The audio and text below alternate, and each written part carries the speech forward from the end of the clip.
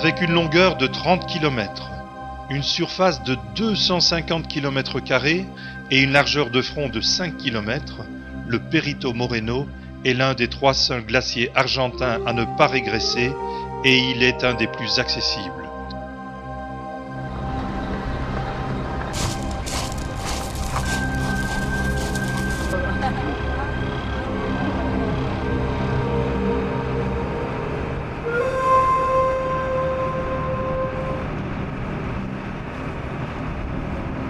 Il est possible de l'approcher de très près en bateau et d'y effectuer des randonnées pédestres accompagnées de guides. La magnifique couleur bleue provient de l'absence presque totale d'air dans la glace suite à la compression phénoménale du glacier sous son propre poids lors de sa longue pérégrination.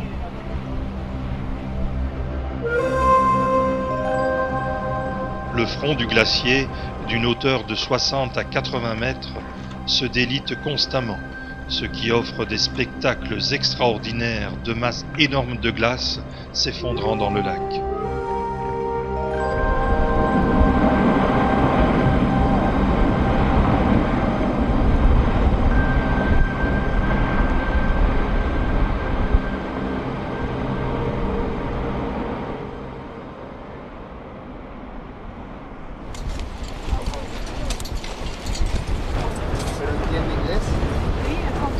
Sorry, I don't hear you.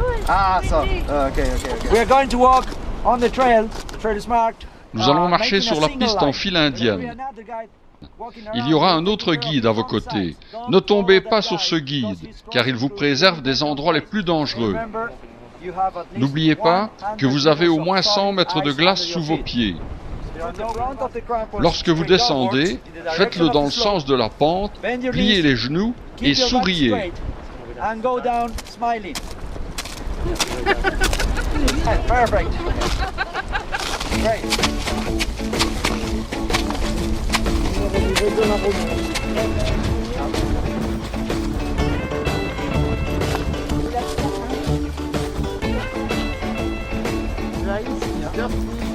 Okay, guys. Ok les gars, maintenant nous allons traverser un champ de sérac. Ouais.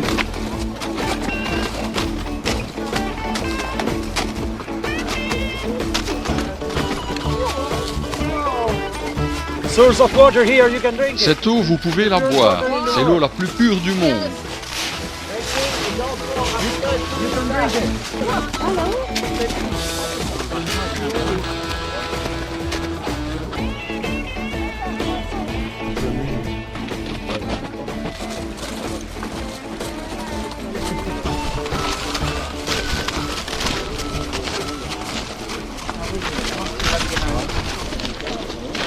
Oui, on s'est arrêté tout à l'heure. Okay, Ce petit étang s'appelle un moulin.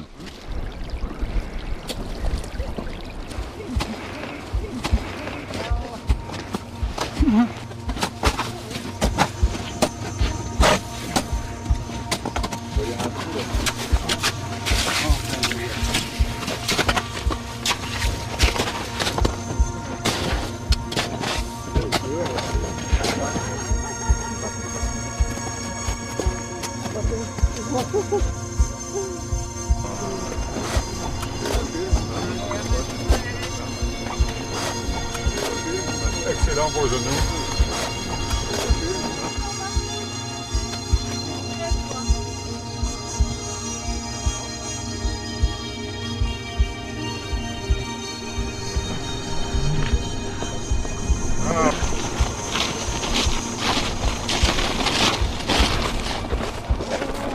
La montagne.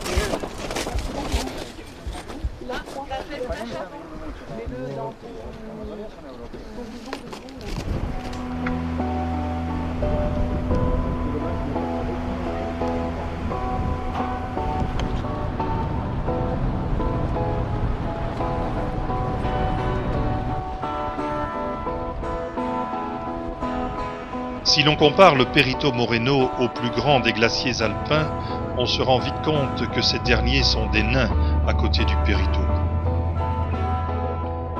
Mais ici en Argentine, pays de la démesure, le Perito n'est pas le plus grand des glaciers, bien au contraire. D'autres sont encore plus énormes, comme par exemple le glacier Viedma, qui occupe une surface de 575 km².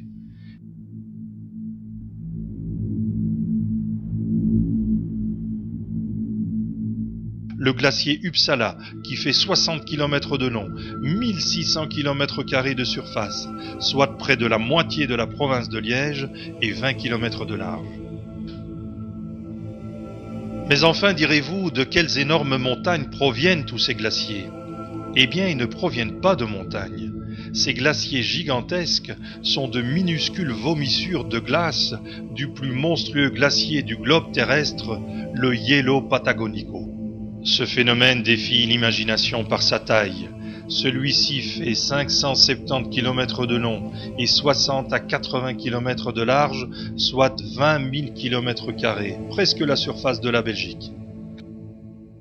C'est un plateau à 1500 mètres d'altitude, coincé entre deux rangées de montagnes de la cordillère des Andes et situé à cheval sur la frontière entre l'Argentine et le Chili.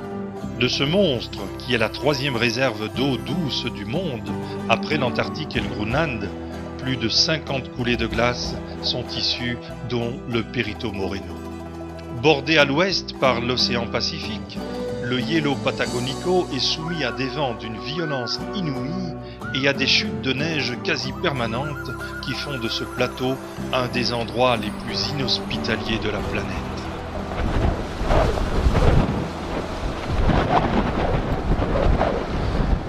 On peut avoir une petite idée des terribles conditions météo qui règnent sur le Hielo en longeant le lac Grey, où les vents du Hielo s'écoulent le long du glacier et poussent d'énormes icebergs sur 15 km.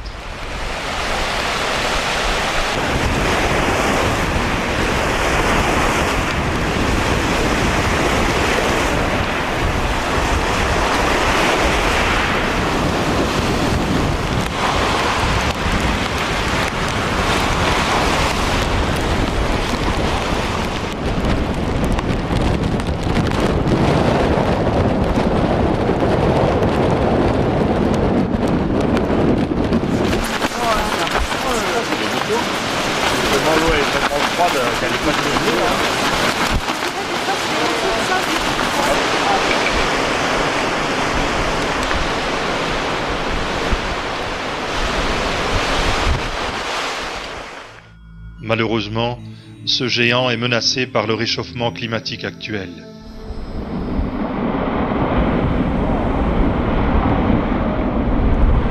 Pratiquement tous les glaciers issus du Hielo sont en régression constante.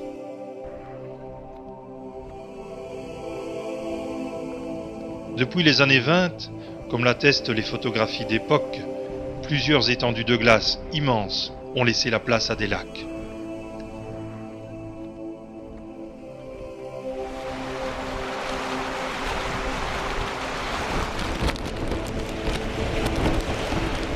Et l'on peut espérer que les dirigeants de ce monde prendront les mesures qui s'imposent pour réduire les émissions de gaz à effet de serre avant que les réserves d'eau douce, vitales pour l'humanité, ne soient réduites à néant.